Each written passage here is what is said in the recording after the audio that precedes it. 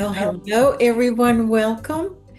We are all getting ready to start this amazing adventure journey with the Student Connectedness project. So we are so thrilled and extremely happy that you have accepted this invitation to be part of becoming a learner, a leader, and to be together designing this project, the School Connectedness. So what we are envision is that together we'll be exploring how to make sure that students are connected to these four different facets, to those adults in the school, peers, and that there is a reason for there's a purpose in the school in itself. It's a welcoming space. As we usually do, we begin our interactions, our getting to see how everyone's doing and how are we doing at this point. We are inviting you to be part of a connection circle. So if you could please share your name, your school, your organization. And the prompt is like when thinking about connection, like when we really deeply think about connection, what comes to mind?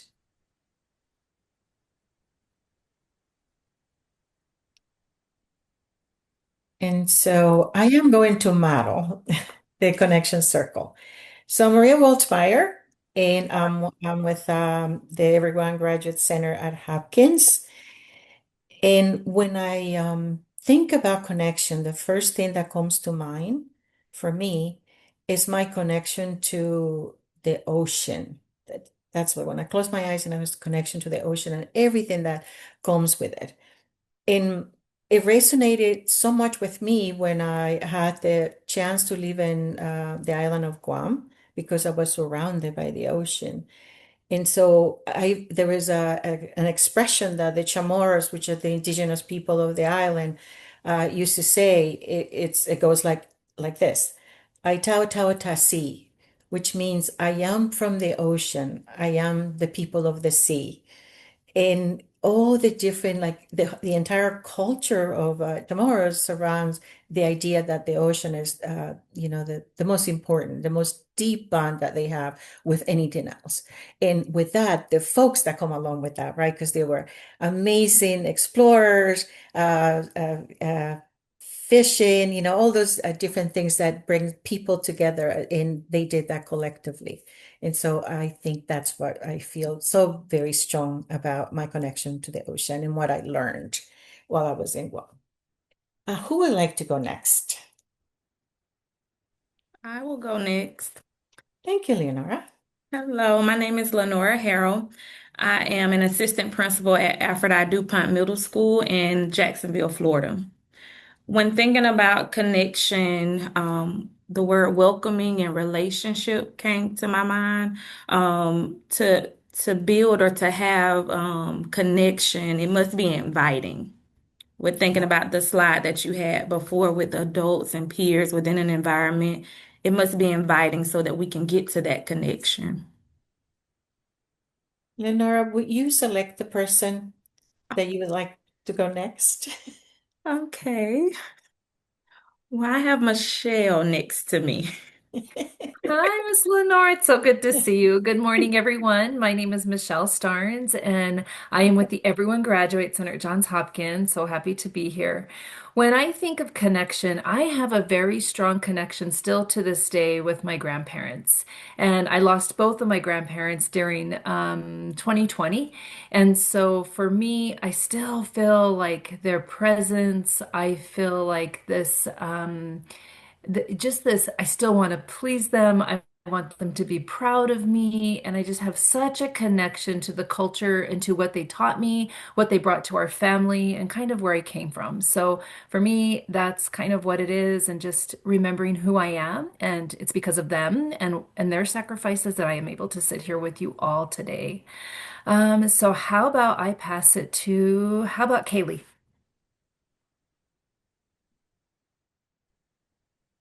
Hi, I'm Kaylee. I'm with City of Tulsa. I'm with Memorial Middle School this year. So if you knew me in my past life, hi Jerry. I was with Rogers for the past few years. We took some kids to DC to talk about NSI work. Um, but I'm happy to be here with y'all learning through this. When I think about connection, I think about like two different things. So I work a lot on honor. So like what I do, I want to honor people who have taught me, people who have led the way for me. Um, but I also resonate with acceptance. So I have to accept who I am, who my students are, like accept where we are, and then work towards honoring the place where we're going. So using our connections to get there. Let me find someone. Um, Stacy, do you just hear from Stacy? I'm here. Wonderful. I'm here. Hey, Stacy. Hi, everyone. My name is Stacy Harden, and I'm with the Everyone Graduates Center. When I read this question and thought about connection, the thing that popped into my mind was just some of the connections I've formed through like simple activities where I didn't know anybody, but the only thing we had in common was this activity that brought us together. And that was our instant connection. But from that, just these friendships that I've developed just from that simple, you learn more and more about a person and their career and their families and just these relationships that have formed from a very, very just simple interest that we had. So that's what came to mind for me. Nice to see everybody. And I will pick, let's see. How about Sandy?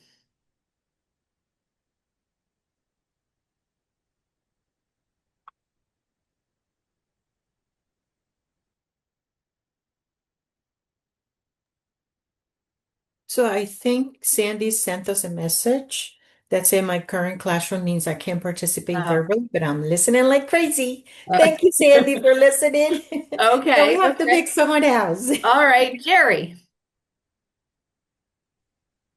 Oh, thanks, Stacy. I'm Jerry Crisp, and I am part of the EGC team at Johns Hopkins University as well. And I am so delighted to be in connection today with each of you on this Zoom about the Student Connectedness Project.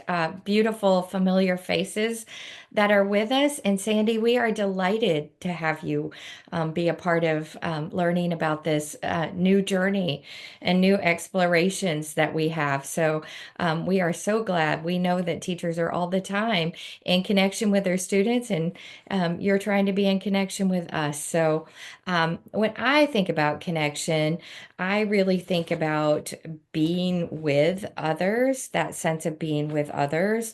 And it's just that closeness of mind, body, and spirit. And for me, that connection is with a lot of folks that don't necessarily live where I live. I live in Colorado, and a lot of people that I love and love being connected with are in Florida. And that is actually where I'm sitting today, is in Florida, because there are a lot of, like Michelle was talking about, grandparents. I have a lot of people. It took a village to raise me, and that village resides here in Florida. And I intentionally plan time to be connected with them when I am able to. And what a beautiful way for me to start the year in a place of connection with each and every one of those folks, from my own personal family to the village that helped raise me. And John Green, since I'm in your South, I'm going to hand it over to you, sir. Well, this has been great already, and Maria, thank you so much. I felt like you sample of the connected universe, and so that struck me in terms of I'm a mountain person, and so do a trip every year that we go fishing out in Wyoming, and we travel across country. We don't fly a plane, and so I really feel connected on multiple levels, but the this space that's on a blue ribbon trout stream, and it's just me and the mountains and the river, snow caps and all that. It's June. I feel really, really connected in terms of the universe. And when I think about professional connection in terms of what Johns Hopkins has meant for me the last 5, 6 years is phenomenal. And I'm so grateful to be part of this community of practice and how we continue to try to figure ways to help more and more students and humans in general be successful. Currently I do a lot of work with communities and education and I'm involved in a lot of different things and my formal title at this point, I'm the director of communications with JP Attorneys and Associates. The JP is connective tissue in itself. The initials of me and of my son, who's the attorney. My younger son is the engineer. He's a JPG too. And then my son, who's 3 years old, he's JPG. So I don't know if the JP is going to go anywhere, but in terms of what we're doing, but we very much are connected. And so I really getting to know everybody. And let's see, who is not gone? I feel like, let's see, is everybody gone? Except, let's see. Well, maybe Greg is gone. So Greg can, yeah, there we go. Okie doke. Hello, everyone. Welcome. My name's Greg Howell. I'm with the EGC crew at Johns Hopkins, and listening and what initially came to my mind about what I feel when we're talking about connection is community. To me, they're kind of one in the same because a connection in and of itself is connecting one thing, person, object to another. As soon as that happens, the community has started. And I have always had two very separate communities in my life between my work communities and connections at work, which are very strong, and my music community, which is the same thing, very strong, almost family-like. And the 23 years that I've been at Hopkins and the 40 plus years I've been a musician, there have been times where the two people or people from both communities come together and they make connections. And then my connection with my work is strengthened because their connection with my music people, we have another layer of building a connection within each other on both ends of the realm. So therefore, that community has gotten bigger. And once a community is together, it's really unstoppable what a community and its power and force can do and change and whatnot. So for me, connection is tied to community. And I believe that was it. I'm the last Yes, thank one. you so much, Greg. Thank you. So, what an amazing way to start it, right? And I do want to share this with you. So, this is before the pandemic when we all were in offices. We actually, the work community, Greg's work community, we were so delighted that if you stayed after hours, right, after 5 o'clock, 6 o'clock, you were able to hear when he was practicing his voice and his songs, and it was amazing. I just wanted to add that. Anyways, if we can go to the next slide. To tell you who we are, right? And I think we already did that, right? What I think the intention of this one slide is to say a little more about why is this? Why are we putting so much interest in like the research and inviting folks to be part of this research community that in being the main connectedness, right? So let me just tell you a little bit of a background. So a year before Johns Hopkins passed away, that's his mid 1800s. He collectively put a community together, community that had some expertise in many areas because he had a vision. And the visionary to co-create a visionary plan for a university, and also attached to that the idea of a hospital that the community, Baltimore at that point needed it so. And so he put a plan together for after his death, he would leave $7 million for that, with that purpose. Mind you, all the year that it took him to put the visionary plan together, he had an engineer, all the folks, like he had even the buildings, the idea where it needed, what the blueprints will be, and all that, with help of others. So anyway, so these 7 meals that back in the 1876 would be now like $11 billion. So it was really one of its kind at the time. So, and again, the purpose was to establish a hospital and affiliated training colleges, an orphanage, and a university. So JHU opened in 1876 with inauguration with our first president, who was Dr. Gilman, Daniel Gilman. When he spoke at this inauguration, he really defined at that point the model of the American Research University.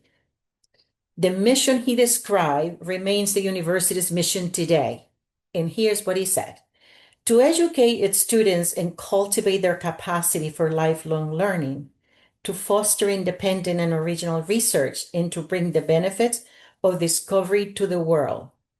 This sums up to the mission of Johns Hopkins University, which is knowledge for the world.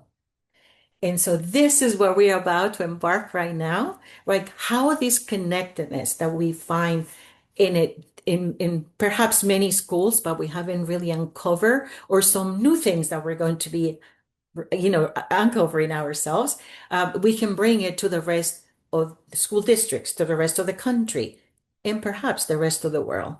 So, we at the School of Education, which happens to be one of the affiliated visions of Johns Hopkins, then it's here, and we are so thrilled that you are taking part of this project. And with that, I think we're gonna explore the why, right, Michelle? Yes. Yes. Thank you, Maria. Thank you for giving us that background knowledge. So, why are we here today? So, we're actually here to learn directly from you. You heard that we're a research university, but we need your experiences, your perspectives, and your insights because they truly matter. Our team at the Everyone Graduate Center wants to better understand what helps our students stay connected to school and how they stay engaged in their learning. You've heard across the country that attendance is an issue, engagement is an issue, graduation is an issue. And so, really, we need the perspectives of our educators and our students together to truly understand how we can mitigate some of those things. So, what is the Connectedness Project? So, the project is going to focus on the understanding how students experience connection and belonging at school. We have another research project that we're working with adults and teachers and asking the questions, and we all came together and said, but what about the students? How do they feel? Do they feel different? And so, this is how this began. Our research shows that when students do not feel that connection to school, they're obviously more likely to miss school. They struggle to focus on academics and they experience higher levels of stress, right? We also know that the opposite is true, however. When students feel connected and have a sense of belonging, they attend school more regularly, they experience stronger sense of well-being, and they show an increase in learning and academic engagement. So, what does this mean? Greg, we can go to the next slide. Why your voice matters is because you're part of a greater good, and the students will be part of a greater good of understanding, right? Your voice plays an important role in shaping our schools, not just for you, not just for their context and their communities, but for other students as well. And by sharing your experiences, you help us understand what schools are doing well and where there are real opportunities for improvement. So, what you share in these webinars, what you share with us contributes to meaningful change, right? Your feedback is going to help us inform practices and programs and supports that strengthen student connection, that belonging, and that success now and for future students all around the country. You heard Maria say that our stretch goes far and wide, and so we really want to have our students' voice participate in this so that we can learn from them and provide them some self-advocacy along with your support. So, what are you going to do? Let's listen to Jerry. So, a little bit about what we're going to do. So, this is for our student connectedness project. We're going to do what we really love to do, and that is co-create. Michelle's talking about it, right? Elevating and empowering and continuing to rejoice with the student voices that we have out in the field. And so we're going to do some co-creation of some strategies to help strengthen connectedness in our schools. And so we're going to explore what connectedness looks like, what it feels like, what it sounds like. We're going to find out, where is it happening? Are there areas that we would like to strengthen connectedness in our communities? And we're going to use that design thinking process to help us co-create and test these new ideas that our students come up with. we're going to have our students collaborating, right? They're going to collaborate with other students in their schools, and perhaps other students who become, if they're able, become a part of these online meetings where they'll be able to collaborate with you as their mentors to solve some real challenges that may exist in each of your schools. And then they're going to do some launching of a design sprint for either their school, their classroom, might be across a grade level, or even out in the community. And as we move forward, we're going to talk about, so we're doing that how with a human-centered approach for design in our co-creation. So we use from the Stanford D School, the design thinking principles, and we really spend a lot of time with our empathy. So we start here. It's what really helps us gain an understanding of our end users. This is where we start asking, the why, and we're gaining deeper understanding. And that empathy is the foundation of human-centered design. And you'll notice that that traditional design thinking process on the left has really been transformed by the National Equity Project. They put a flower together where you see that they have the same terms, but in the center of that, you see the two words notice and reflect. Because when we start to design, we need to think about who we are as the designers and the impact that we have on those that we're designing for. So they ask us to continue to think about our presence in our designing.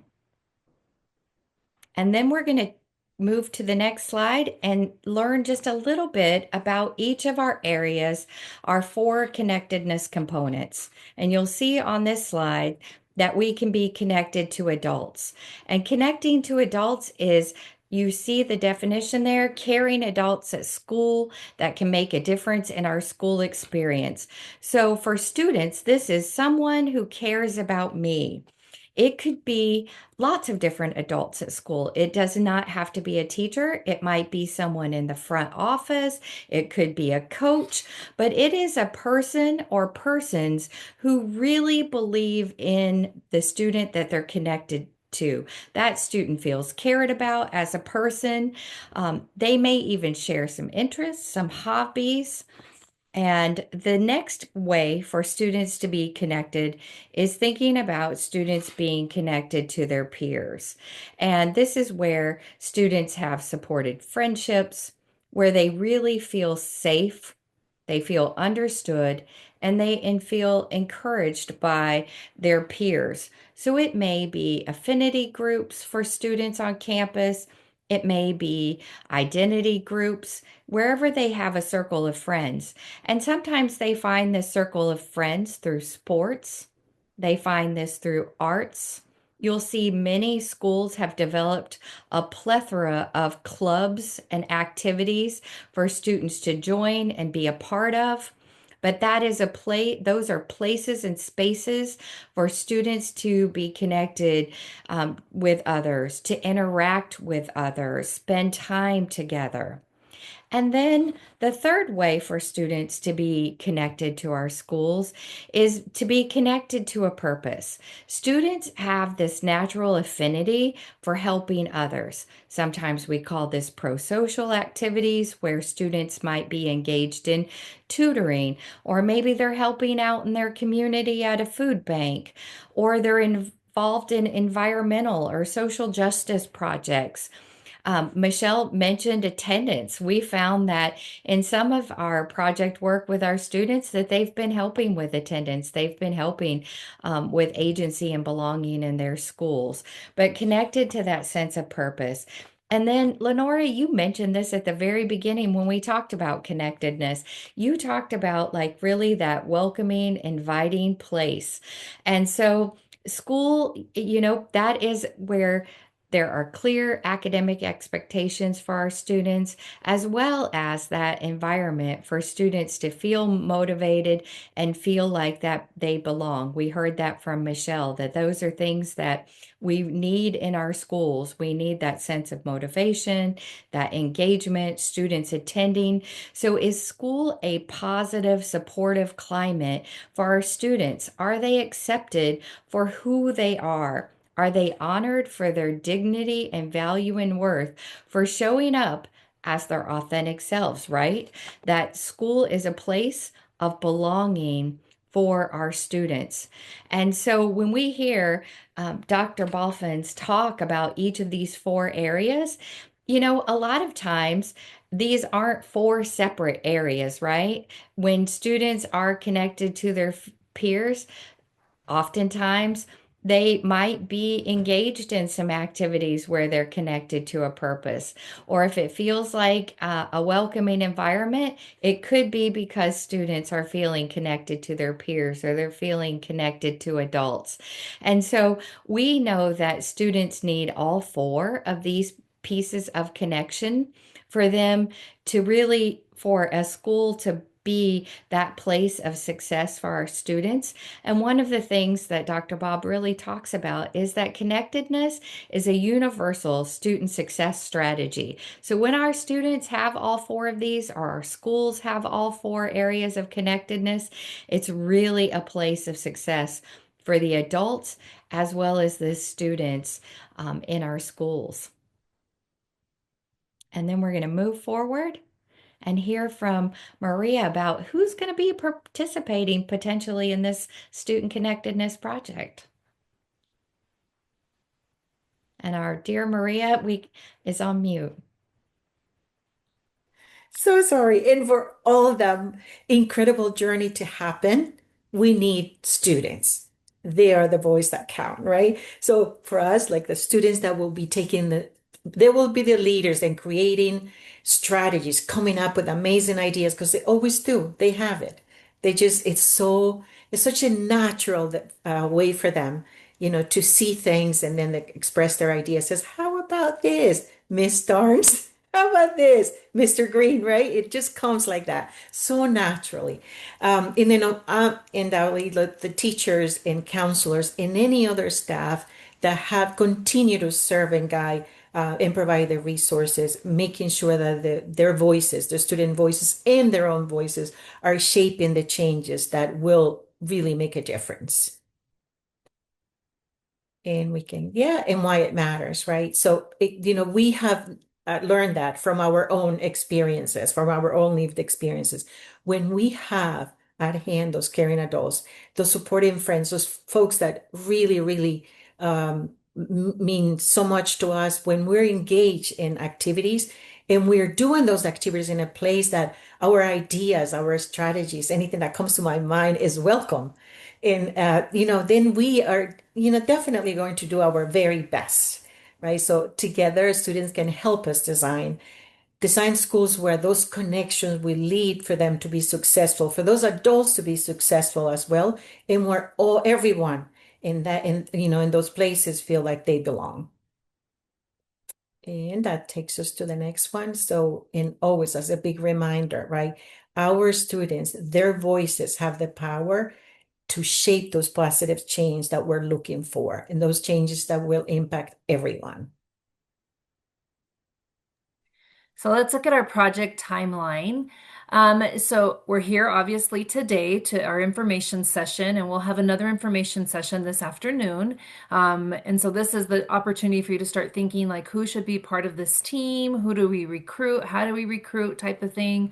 And then there's 4 virtual sessions, and we've divided them into the 4 components that you heard from Jerry. So the connected to adults, right? Getting the student's perspective. How are you being connected to an adult? What are some of the things that that adult does to make you feel like you're connected to school and want to be at school? And that session's happening on January 28th.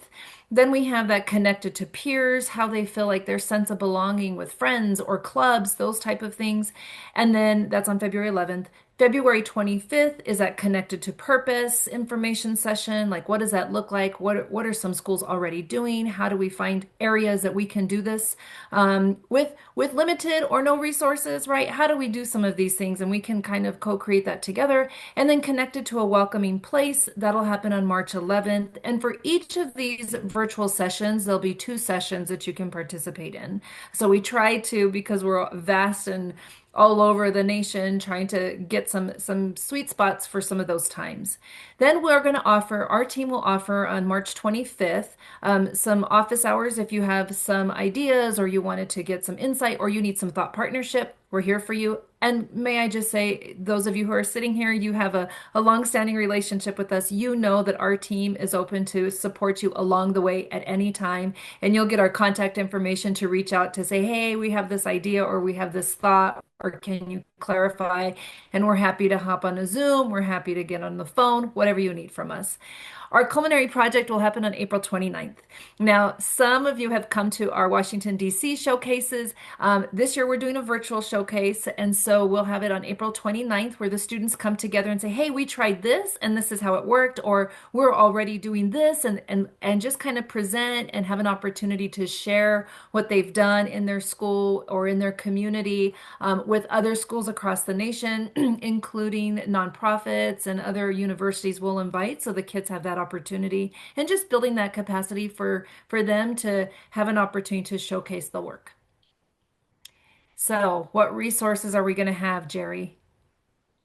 Well, we're going to have a one pager, Michelle. So we're going to have a one pager that really is in student friendly language so that students can share it with others. And then Greg, who is in the background right now, created a beautiful website for us as well.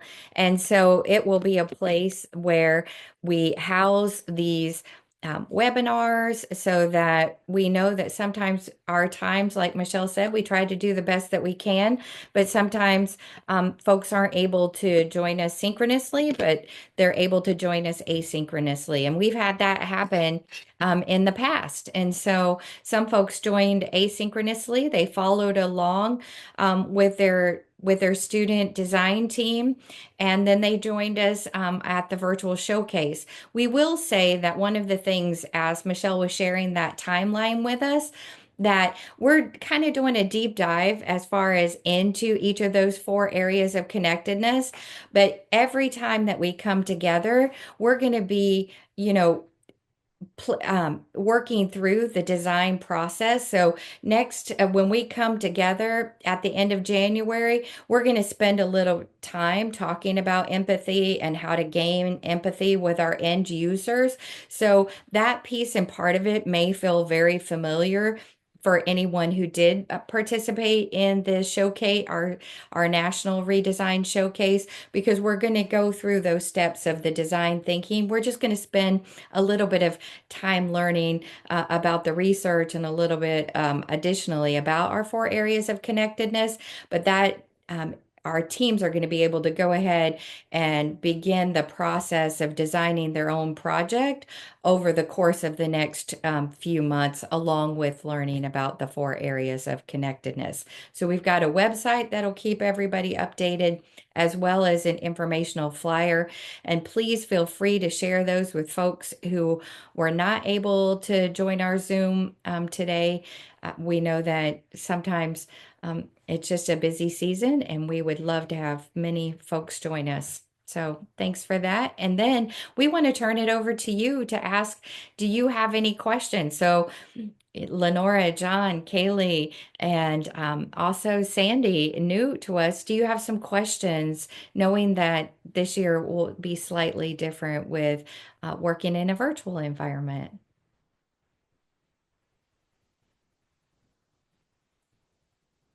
No, I don't have any questions right now. As I stated, and I heard Michelle saying you all are very supportive, so when a question comes up, I know I can reach out to you all. I am excited Absolutely. about this project. Awesome. Well, we are grateful to have you back. I want to make sure I'm hearing this right, and so if I'm thinking about this correctly, having gone through the showcase where the whole ABC and watch that, sort of evolve. This, I guess, a continued effort to kind of drill down and components, or this, like you said before, all of this stuff kind of goes together, or I guess I'm just trying to make the context right. Um, and I'm in full support of the connect because that tends to be in different circles. That's like our word of the year right now. And so in everything we do right now, it's about connectedness and being connected. And so anyway, am I on the right? Is this still aligned with ABCs and AG development and so forth? Yes, it most certainly is, John. It is Absolutely. definitely. And you even heard us when we were describing, right? There's such interconnection between Yeah. agency, belonging, and connectedness. So as Maria and Michelle were speaking, right, you could hear that. And even in part of the definition of being connected to that welcoming place is a place that you feel like you belong. And for the student voice piece of it, right, it is the agency of our young people in this project. But we're specifically, Michelle mentioned this, right? We have a greater project around connectedness. And so that is the world in that we're just choosing to go into the area of connectedness for this year. But definitely all of those go together, agency, belonging, and connectedness.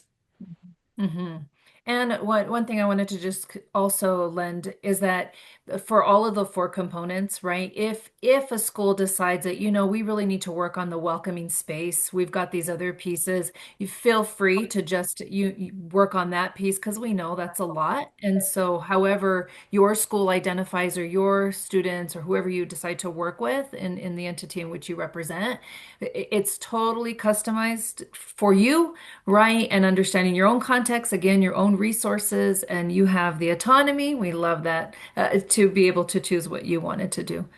And yeah, that connectedness, right, John, is like those predictive indicators that we've talked about and you've heard Dr. Bob talk about. And this is a study that's been going on for, right, we knew about connectedness over 20 years ago. And so it's just coming back. That pendulum is swinging back and saying that predictive indicator is so imperative if we're really going to try to address attendance or courses, course acquisition and behavior.